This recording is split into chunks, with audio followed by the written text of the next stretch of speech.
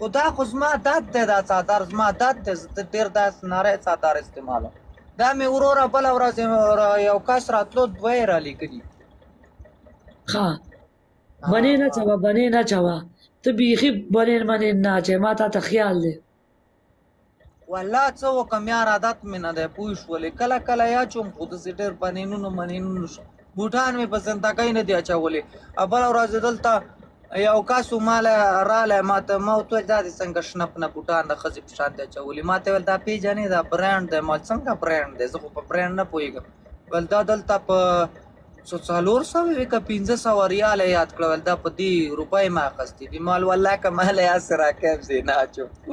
او ته چپړې سپلۍ په خپو کې ستا خپو کې اکثر چپړې باندې څپلۍ چې چېرته ځم که نه بنده څپلۍ ډېره استعمالوم 400 واله نه دا څپلۍ ډېره ستا خپو کې اکثر چپړې او سپلۍ او زه هغه نه استعمالوم بوټ موټ نه استعمالوم بلکل زمونږ پښتانه سپلۍ ډېرې په خپو کوي بس شکیله خوشحاله اوسې الله دې غمونه ختم که خوشحاله اوسې دوه جهانه مننه